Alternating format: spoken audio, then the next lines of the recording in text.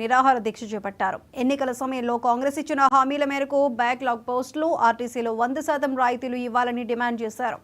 కార్యక్రమంలో రాష్ట్ర వికలాంగుల ప్రధాన కార్యదర్శి నరసింహులు, భారత వికలాంగుల హక్కుల పరిరక్షణ సమితి రాష్ట్ర అధ్యక్షులు గిద్దె రాజేష్ పాల్గొన్నారు. వికలాంగుల అట్రాసిటీ చట్టాన్ని సమర్థవంతంగా అమలు చేస్తామని చెప్పేసి, రాష్ట్రంలో వికలాంగుల బ్యాక్లాగ్ ఉద్యోగాలను భర్తీ చేస్తామని చెప్పేసి, ఆర్టీసీలో వికలాంగులు కూడా 100% రాయితీతోని ఉచిత ప్రయాణ సౌకర్యం కల్పిస్తామని చెప్పేసి హామీతోని, అదేవిధంగా ఈ రాష్ట్రంలో వికలాంగుల సంక్షేమ శాఖను గత ప్రభుత్వం మహిళా శిశు సంక్షేమ శాఖలో కలిపింది.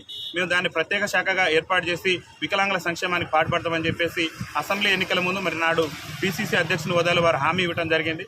ఆ హామీలన్నింటినీ కూడా అమలు చేస్తారని చెప్పేసి మేము కూడా ఏడాది నుంచి ఎంతో సహనంతో ఎదురు చూసినాం.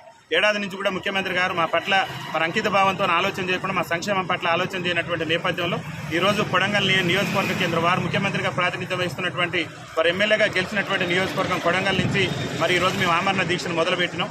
మా ఆమరణ దీక్ష కూడా గౌరవ ముఖ్యమంత్రి గారు మా సమస్యలు పరిష్కరించే విధంగా కృషి చేయాలనేటటువంటి సంకల్పంతో మేము దీక్ష చేస్తున్నాం. ప్రభుత్వానికి కానీ మేము ఎవరికి వ్యతిరేకం కాదు. మాకు ఇచ్చినటువంటి పార్టీలు ఏదైతే మరి ఇచ్చినటువంటి హామీలు ఉన్నాయో ఆ హామీని గౌరవ ముఖ్యమంత్రి గారు కాంగ్రెస్ పార్టీ ఇచ్చినటువంటి హామీని అమలు చేయాలన్నటువంటి ఉద్దేశంతోనే ఈ యొక్క నిరాహార దీక్ష చేస్తున్నాం. గౌరవ ముఖ్యమంత్రి గారు ఇప్పటికైనా ఆలోచన చేసి వికలాంగుల సంక్షేమం